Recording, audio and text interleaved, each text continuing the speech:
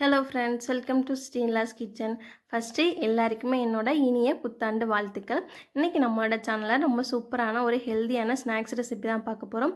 ரொம்பவே சூப்பராக இருக்கும், கண்டிப்பாக ட்ரை பண்ணி பாருங்கள். இப்போ வாங்க வீடியோக்குள்ளே போகலாம்.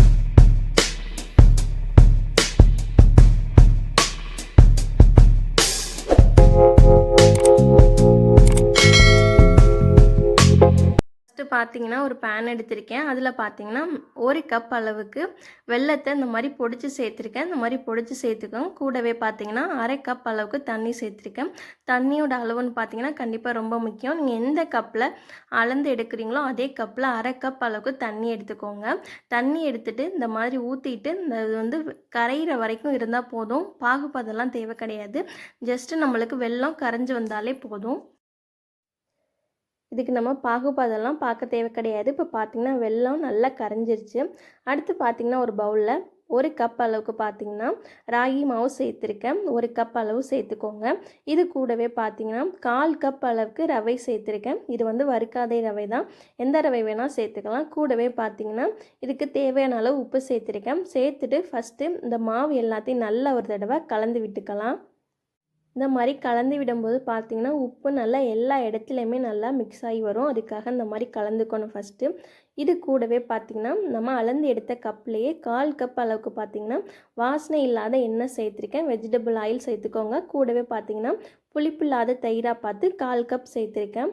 புளிப்பில்லாத தயிராக இருக்கும், இல்லாட்டி வந்து டேஸ்ட் வேறு மாதிரி இருக்கும். இப்போ பார்த்திங்கன்னா நம்ம நல்லா காய்ச்சி வச்சுருக்க அந்த வெள்ளைப்பாகை சேர்த்துக்கலாம்.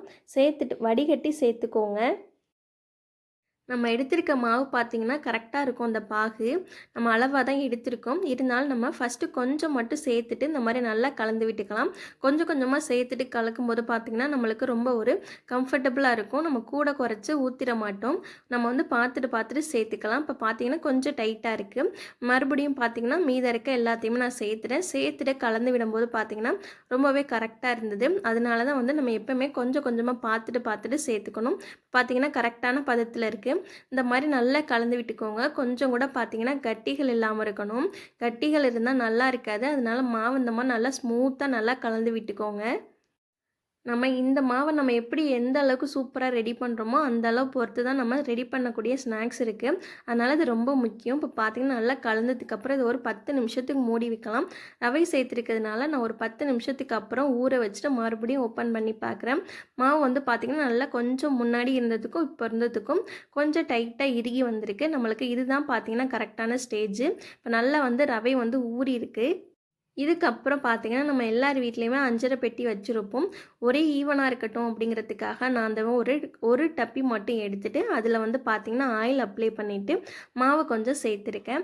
நீங்கள் வந்து இந்த மாவு வந்து 1/2 கப் இருக்க அளவுக்கு எடுத்துக்கோங்க. ஏன்னா இது வெந்து வரும்போது பார்த்திங்கன்னா நம்மளுக்கு ஃபுல்லாகிறதுக்கு சான்ஸ் இருக்குது. அதனால 1/2 கப் இல்லாட்டி 3/4 கப் இருக்க மாதிரி இந்த மாதிரி சேர்த்துக்கோங்க. எத்தனை டப்பி இருக்கோ அத்தனை டப்பி வச்சு நீங்கள் சேர்த்துக்கோங்க. நான் உங்களுக்கு 2 டப்பி வச்சு நான் அன்றைக்கி ஃபில் பண்ணி காமிச்சிருக்கேன் பாருங்கள். இந்த மாதிரி கண்டிப்பாக உள்ளே எண்ணெய் சேர்த்துருங்க. எண்ணெய் சேர்க்கலாம் நம்மளுக்கு ஒட்டி பிடிச்சிரும். அதனால் எண்ணெய் சேர்த்துட்டு இந்த மாதிரி நல்லா அழகாக ஊற்றி எடுத்துக்கோங்க. இப்போ பார்த்திங்கன்னா ஒரு 10 நிமிஷத்துக்கு நான் இட்லி பாத்திரத்தில் தான் இன்றைக்கி நம்ம வந்து ரெடி பண்ணி எடுக்க போகிறோம். 10 நிமிஷத்துக்கு ஃப்ரீ ஹீட் பண்ணி வச்சுருக்கேன். இதுக்கப்புறம் பார்த்திங்கன்னா நம்ம ரெடி பண்ணி வச்சுருக்க எல்லாத்தையுமே ஒரு தட்டில் சேர்த்துட்டு இந்த மாதிரி உள்ளே சேர்த்துடலாம். சேர்க்கும்போது பார்த்திங்கன்னா ரொம்ப ஹீட்டாக இருக்கும் நம்ம இந்த பாத்திரம், அதனால் பார்த்து சேர்த்துக்கோங்க. இந்த மாதிரி சேர்த்ததுக்கப்புறம் நம்ம மூடி வச்சுட்டு சரியாக 25 நிமிஷத்துலேருந்து 30 நிமிஷம் வரையும் பார்த்திங்கன்னா இது பேக் ஆகிறதுக்கு கரெக்டாக இருக்கும்.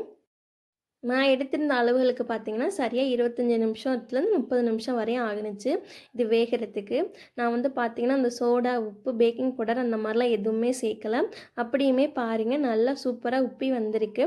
ரொம்பவே சூப்பராக நல்லா குக் ஆகிருக்கு. உங்களுக்கு பார்க்கும்போது தெரியும்னு நினைக்கிறேன். இந்த மாதிரி கத்தி வச்சு குத்தி பார்க்கும்போது பார்த்திங்கன்னா நம்மளுக்கு வந்து ஒட்டாமல் வரணும். அப்போ தான் வந்து இது கரெக்டாக வெந்திருக்குன்னு அர்த்தம். நான் வந்து இடையில மட்டும் ஒரு தடவை செக் பண்ணிட்டேன். இப்போ பார்த்திங்கன்னா ரொம்ப சூப்பராக ரெடி ஆகிடுச்சு. நல்லா ஆனதுக்கப்புறம் பார்த்திங்கன்னா இது எல்லாத்தையுமே நான் இன்னொரு பிளேட்லாம் மாற்றிக்கிட்டேன். பாருங்கள் எவ்வளோ சூப்பராக இருக்குன்னு. ரொம்ப ரொம்ப டேஸ்ட்டாக இருந்தது. நல்ல ஒரு ஹெல்தியான ஸ்நாக்ஸ் ரெசிபின்னு கூட சொல்லலாம். நம்ம வீட்டில் இருக்க பொருட்களை வச்சு ரொம்ப ஆரோக்கியமாக செஞ்சிட்டோம். கண்டிப்பாக ட்ரை பண்ணி பார்த்துட்டு உங்களோட ஃபீட்பேக் எனக்கு கமெண்டில் ஷேர் பண்ணுங்கள். ரொம்ப குட்டீஸ் எல்லாம் விரும்பி சாப்பிடுவாங்க. ரொம்பவே டேஸ்ட்டாக இருந்தது. அப்புறம் இந்த வீடியோ பிடிச்சிருந்தா ஒரு லைக் பண்ணுங்கள். உங்கள் ஃப்ரெண்ட்ஸ் அண்ட் ஃபேமிலிக்கு ஷேர் பண்ணுங்கள். ஸ்ரீனிலாஸ் கிச்சனுக்கு சப்ஸ்கிரைப் பண்ணி